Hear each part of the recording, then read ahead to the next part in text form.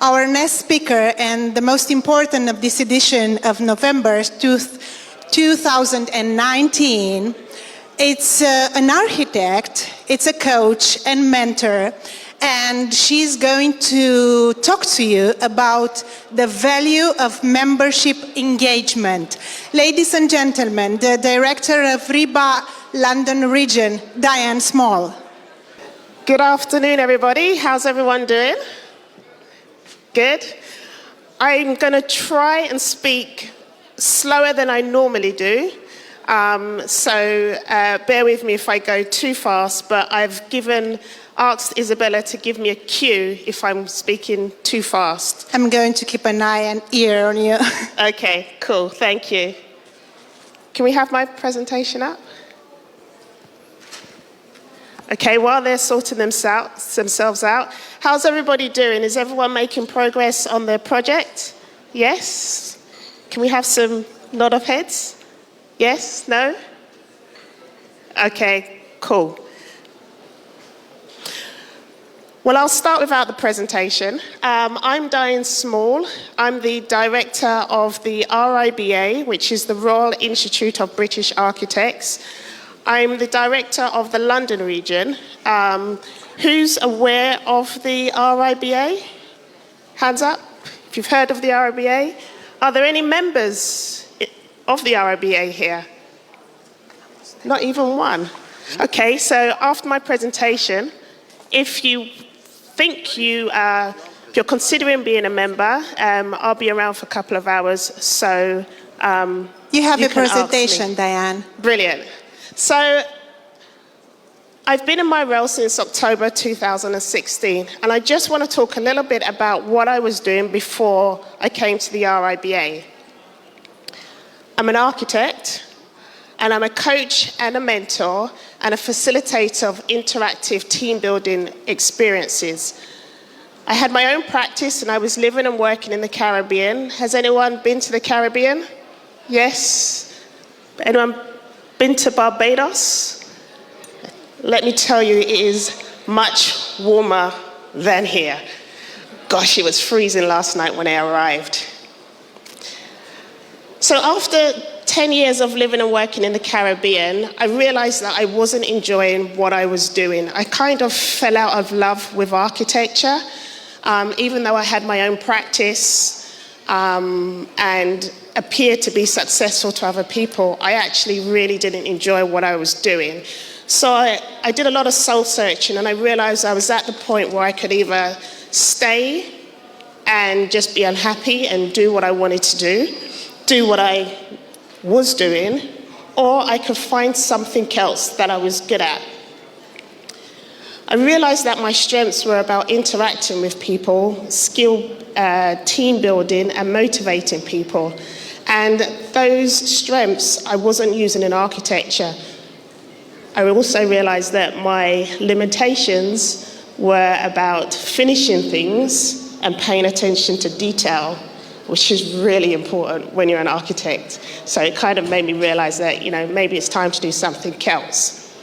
So I decided to become a cultural architect. And a cultural architects are people who are able to change the mindsets of others and able to break barriers, and they have visions. I came up with this concept called Living Irie. Irie is a Caribbean term of feeling good, and that's what I wanted to do. I wanted to live and work in a way that I felt good and living and working in an authentic manner. So my manifesto is, you don't have to be perfect to impress and inspire people. Let them be inspired by how you creatively deal with your imperfections. And give yourself the chance to be uniquely you, because that's where you bring value into everything that you do. So I returned to London, and somehow I applied for a role at the RIBA. At the end of the interview, I was asked, what do I think about the RIBA? And this image basically illustrates what I thought about the RIBA. That it's an institution, it's something that just regular people didn't identify with, and myself as a black architect didn't identify with. And it had a perception of an old boys club. The fees were really expensive in relation to the high cost of living in London. And most importantly, it was boring. There's other exciting architectural associations in London. So me saying that in the interview, they decided to give me the role of regional director. So there's a big conversation about why locals need to change at the RIBA. And London has the highest population of architects, but the least number of architects who are actually engaged with the RIBA, which is the problem, but if you flip it the other side, that's where the opportunity lies. So I identified that our problems were EU architects, recently qualified architects in large practices, because they don't need to engage with the RIBA because their practice gives them everything that they need. Also students, women in architecture, and also those from a Black and minority ethnic group. So those were our target audience.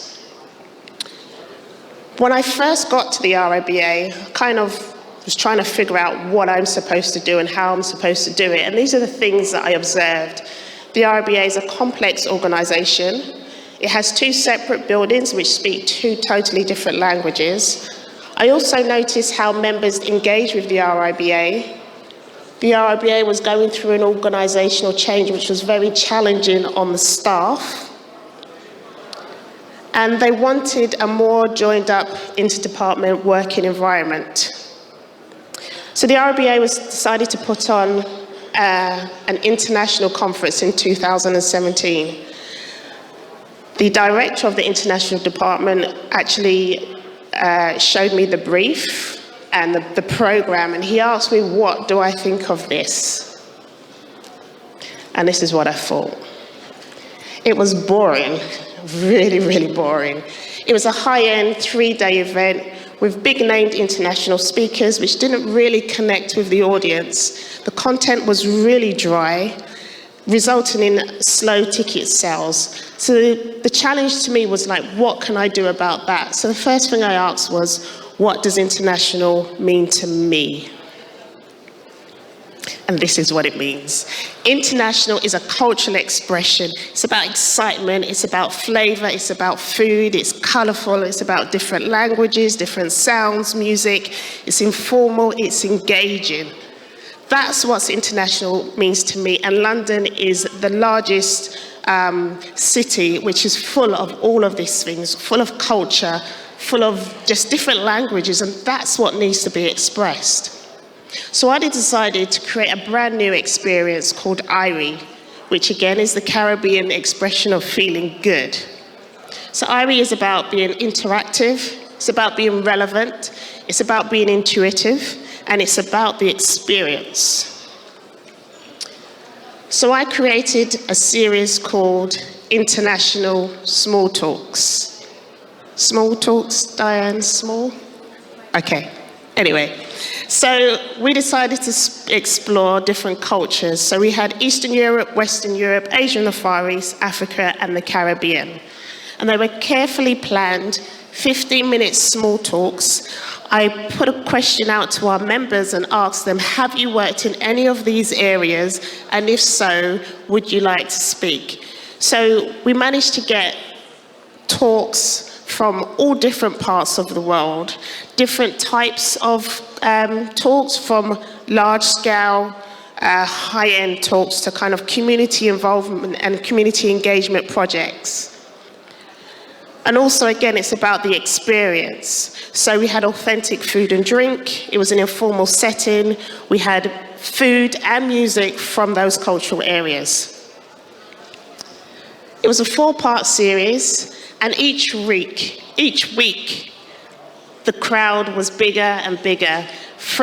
People came and brought friends. I'm not sure if they came for the content, or it was the food, or it was both of them, but it was really good. And what was really important was that we were able to embed the RIBA cultural messages and values. From that experience, we managed to recruit some chartered practices, and we also recruited 150 prospect members. And that's one of the emails that I received after the event. And in fact, Tara has now become a member and is heavily engaged with the RIBA. People are asking for more. So with the impending Brexit that has yet to happen, I decided to come up with a series of events called Nice to Meet EU, because we had a lot of European architects who didn't actually know how to be a member of the RIBA or if they were allowed to. So this kind of opened up the forum, i.e. make yourself at home at the RIBA. That was the ultimate concept. We had a lot of Brexit updates and discussions. There is an RIBA course called Practice in the UK, which is specifically for architects who have the skills but not necessarily the knowledge of how to practice in the UK, whether it's regards to building regulations, standards. This course explains it all.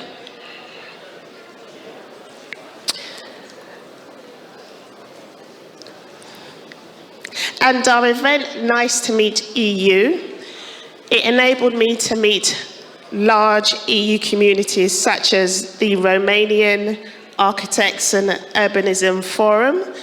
Has anybody heard of them? Ralph? Yes? There they are. So these are a group of young Romanian architects who are really passionate about architecture, about their culture, their space, and their community, and really want to be a part of the RIBA. Because of our interactions and engagements, we've become friends, and each year, this is their third year, we have their annual meeting at our forum space at the RIBA. Does anyone recognize any of these? Really? You do? Which one? Anna? Yeah, Anna's great. She was here last year? No doubt, she's very forceful. I mean, she sent me a flurry of emails, and it's like, she's just such a nice, engaging person that you just can't say no to. So each year, they've come back. So this was us in 2017. And I think that is your president of the Architects Registration Board? The ambassador, right. And this was 2017, so we also were able to give them the opportunity of inquiring about RIBA membership. This was 2018, and we recently did 2019. Here's a picture of 2019, which was actually just last Saturday. So in terms of like inspiring this community of different architects, different sectors, I also thought about how else can I engage with our members? What's the common denominator in all of these? So I decided to focus on global awareness days. So we had Black History Month, we celebrate Mental Health Day, we celebrate International Women's Day, and I'll come on to that in a little bit, and we link with other communities within the built environment.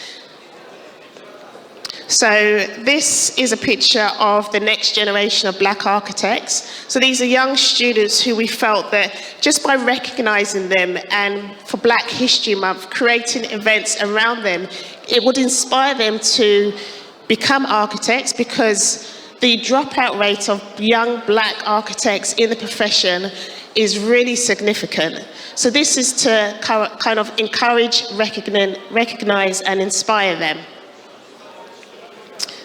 So this was our Black History Month event in 2018, and Akil had just received his Part 3.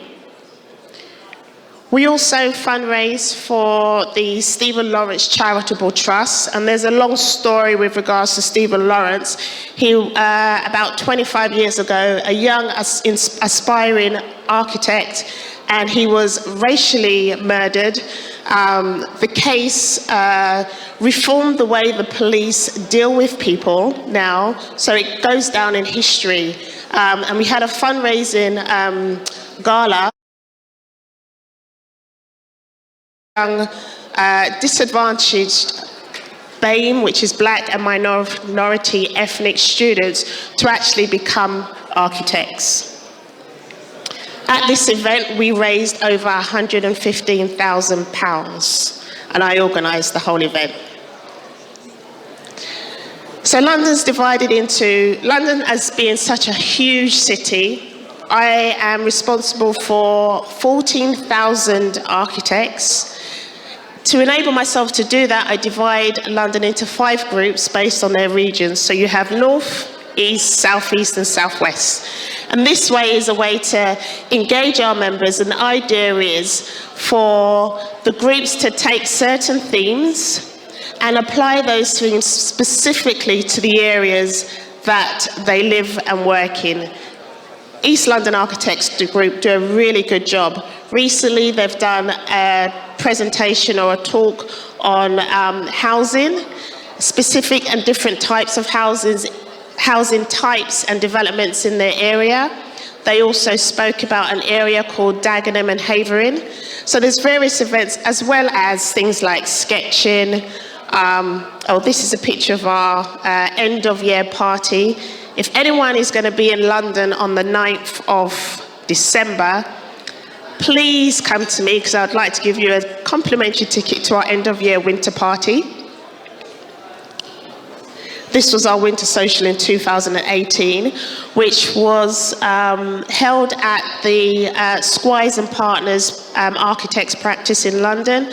They have a restaurant, bar in their practice on their rooftop level.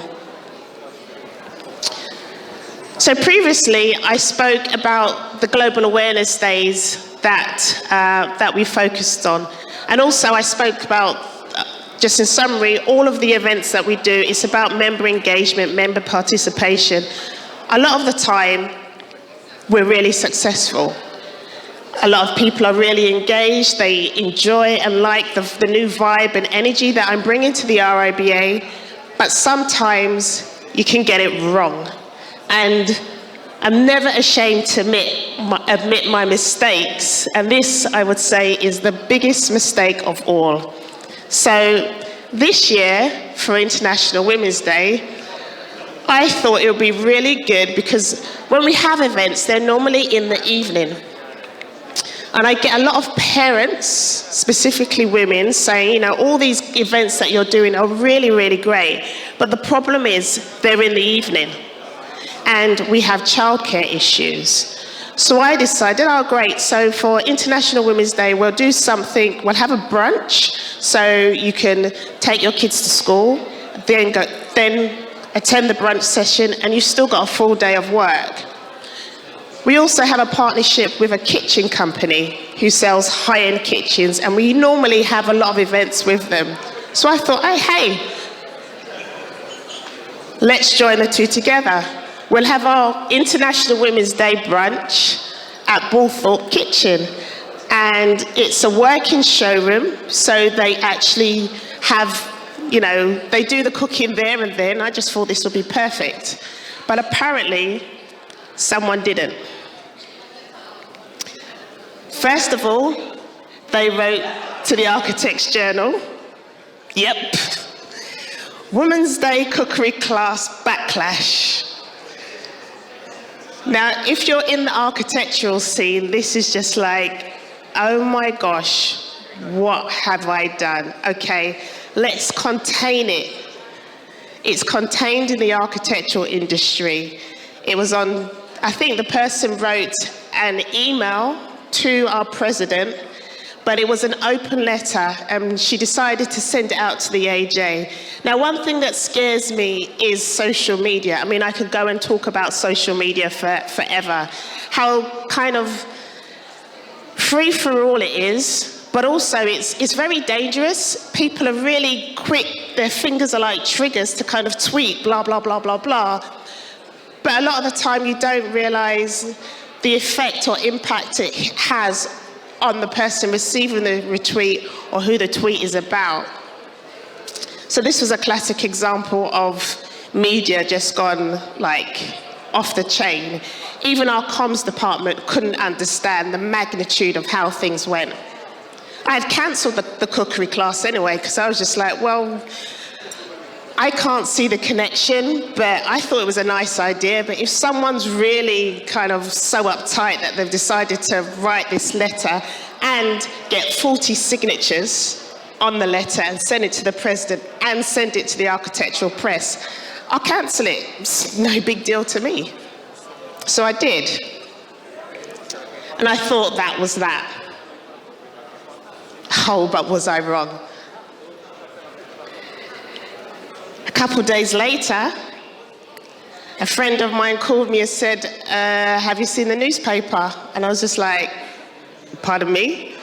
So when I looked, it was in the Independent newspaper. It went national. It was in the Sun. It was in the Daily Mail.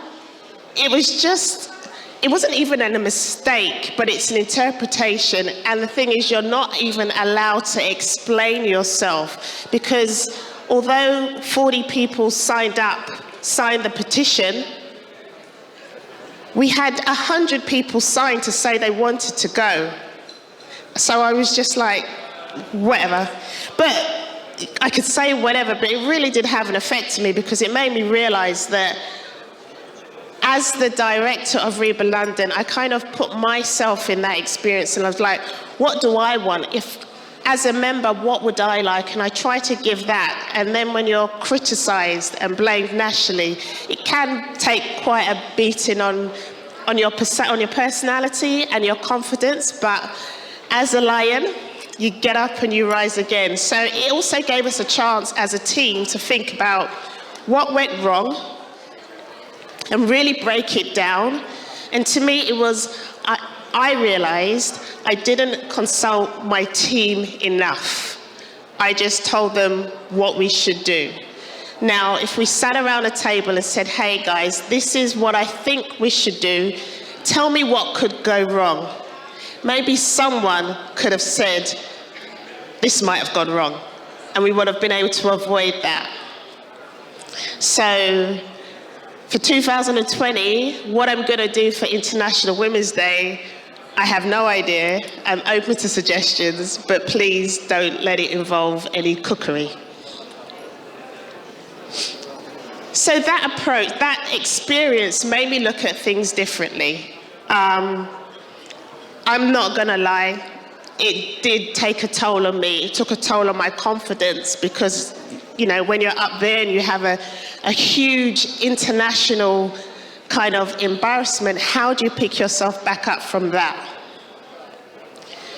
But in September, I was able to do that. We decided to do a sustainability festival with the same mindset that I had with the International Women's Day, i.e. I wanted it to be engaging, fun for everybody, educational as well, but just something different from the normal come into a lecture, listen and disappear. We decided to have our sustainability festival. We held it in a city farm. So there were, in the previous slide, there were sheep, ducks and goats for all the children to be a part of. It was interactive, so we had activities for the kids. So it was a family-orientated day. The family could come. There were things for everybody to do. And it was a huge success. We had over 600 people attend throughout the day. There were sustainable activities for everybody. Everybody was able to get engaged. So I think I redeemed myself on that. We also had a series called the Small Talks Marathon, where we were in a large barn, in a large space similar, about the same size of this. And for me, it was like, how can we still have the learning aspects of what we do, but have this kind of community festival thing? So I decided on, you know, you get the headphones at silent discos. So that's what everybody had. In order to listen to the talks, you just put your headphone on and you were able to listen to the content, which was great. I remember one of the clients, two stories actually. One person said they only came for 20 minutes of talks, and they sat down and they were there for 4 hours because it was a marathon, so it was back to back. It was so engaging. And then the other one, which was really, really nice, one of our architects who was on maternity leave, she came with her baby and she was just like, I was a little bit worried about whether to come or not, but I was just in case he cries. And I was just like, well, it's okay because everyone's got headphones on, it doesn't matter. So she was able to relax, she was able to attend to her child when needed and also engage with the conversations that were happening. And this is just, I love this picture. Because, it's a father with his child, really listening to the content of what's happening. So is the daughter, by the way. So these are kind of the things in terms of member engagement, what it means to you. So I'm talking from one end, and the things that anybody who's involved in events, involved in how to engage with members, these are the things to kind of think about. Try and think of it as an experience, not an event, because everyone goes to an event, but you want people to think and feel and take away something. Always try and break the rules, but not too much, that you're in the national press. Program events so people will be able to schedule themselves for when they want to attend. The environment that they're in is the key. For example, the sustainable environment in the city farm was so effective as opposed to if it was in a conference hall. Make the talk short based on people's attention span. I'm experiencing that, so I'm going to shut up soon. See the opportunity and not the problem. If you can, try and employ in the industry, because as an architect, I know what I want to get from my institute, my organization, or any event that I want to go to. But most of all, keep it irie. Things to watch out for. If it's a free event, there's normally a 50% dropout rate, so you have to plan for that. Communication is the key. It's also about quality control. Be able to accept criticism, but remember, you don't have to keep it, and be intuitive. So that's from my side, i.e. the RIBA on one side of the table. I'm going to play a small video which will give you some feedback in terms of from a member's side, what a member gets from all of the stuff that I've just spoken about. Can we have the video, please?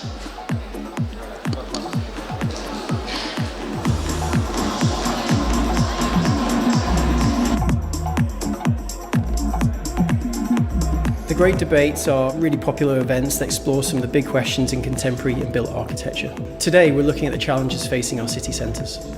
A local RIBA event is about bringing everyone together, talking about all the things that concern us in our everyday lives and our professions. This is one of many events organised by the RIBA all over the UK, and events are just one of the ways that the RIBA supports its members in the regions. One of the fantastic things about being involved in a local branch of the RIBA is you're able to make those connections with different practices across the local region. Great things at a local level, and I wanted to be involved because I realised that for a lot of members this is the only opportunity to meet like-minded people, to share the experience. It felt great to be part of something bigger than just being me in my office alone. They've allowed my business to grow, and those connections came through the RIBA. In Hereford, we are all competitors in one sense in day-to-day business, but at the same time what unites us more strongly is our passion for the built environment, for people and places. As I'm travelling around the country, I'm really impressed at the vitality of the various branches and regions. For example, what's going on in Truro with the members actually working with the planning office, and I think that's really excellent. I always describe it as a bit of a group hug for architects locally to bring us all together and remind ourselves what's special, what's attracted us to being an architect maybe in the first place, but then also an opportunity to build relationships with professionals and the planners and the councillors and all the other people who care about our local placemaking and people. Well, Manchester Society of Architects has a fantastic sort of vibe about it and how it actually engages with the younger generation, the early career architects. What the local branch does really well is actually provide a platform for the student voice, which is really encouraging for us at the beginning of our career. We have had this year 105 students placed with a professional mentor, and the feedback has been that it has been a life-changing experience. The school at Huddersfield, I visited there recently, and to sort of understand it's that sort of impact that they have and the reach they have into the community. We want to create happy societies, happy communities. The RIBA enables us to engage with communities through things like festivals and activities throughout the year. I'm thinking of Cambridge, RIBA East, and hearing how they have now just established, for example, a new RIBA education committee, supporting the new schools that they have in that area to bring them into the RIBA fold, and also to hear how they have worked with the School of Architecture at Cambridge to build in a mentoring programme and also to engage with them about constructing real-life projects. For the housing opportunity, I mean, in the end, we want to create jobs for architects as well, and we want architecture, design, innovation input into how we think about housing moving forwards. We've seen some inspiring activities going on across the country, and I think actually the more we all engage with that, the more you feel a part of it, and ultimately you can see the benefits, you can see the rewards. Together, what they show is actually there's fantastic work going on in the regions, and it's all about engagement and showing the relevance of architecture and architects. The RIBA is the voice of the architectural profession in the UK, and our regional branches are the natural home for architects across the UK to find inspiration, to get connected, and to further their careers. It's just a fantastic opportunity to feel that our work is meaningful and it can bring change and change the way in which people are living.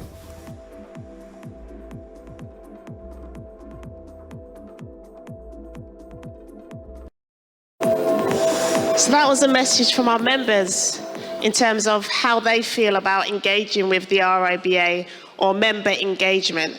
So in my closing words, I'd just like to inspire and encourage all of you to engage more with, if you don't have an organisation, just within your group in terms of what can you do for yourselves. I always get, when I meet an architect and tell them that I'm from the RIBA, especially architects in London, there's like, oh, what does the RIBA do for me? But I always turn it around and say, the RIBA is a member organisation and you are a member. So let me ask you, what are you doing for your profession, your career and your organisation? So I'll leave that one with you. Thank you very much. Enjoy the rest of the day. I'm looking forward to meeting some of you. I'll kind of go around some tables and ask what you're doing. But thank you for your time. Thank you. Thank you very much, Diane Small.